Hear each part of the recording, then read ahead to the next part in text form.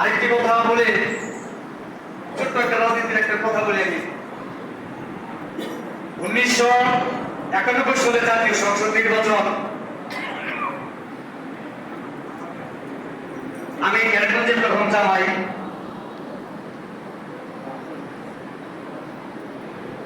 এক মাস্টারের রুম থেকে আমি একটা ব্যানার লাগিয়েছিলাম আমার শ্বশুর বাড়ির মোড়ে।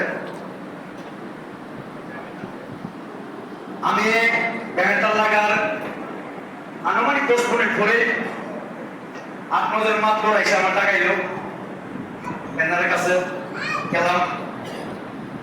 একমাত্র বলল জামাই তুমি ব্যানার লাগাইছো, ব্যানারটা খোলো। আমি বললাম কি হয়েছে? আরেক মাত্র বলতেছে ব্যাপারটা গোয়ালবাড়ি না গাইতে খোলা। আরেক মাত্র বলতেছে আমানুল্লাহ আমার কি তোর বাপ লাগে? আমি বললাম গোয়াল 10টা বাড়ি দিতে পারবেন, ব্যানার আমাকে দিয়ে করতে পারবেন। আরেকজন যখন বললো তোর বাপ লাগে, আমি বললাম মনে করেন বাপ লাগে, আপনার কি সমস্যা?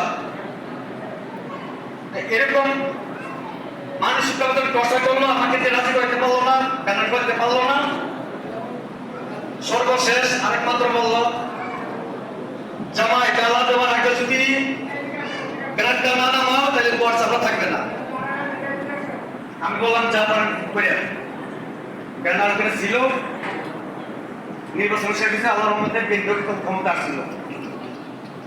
আজকে আমার সেই নেতা আমার আসবে, উনি যেন এসে আপনাদের সেই সুন্দর পরিবেশ দেখে আমার যত অর্জন কষ্ট দুঃখ অর্থ যা আছে সব সার্থকভাবে আপনাদের আচরণ করবে।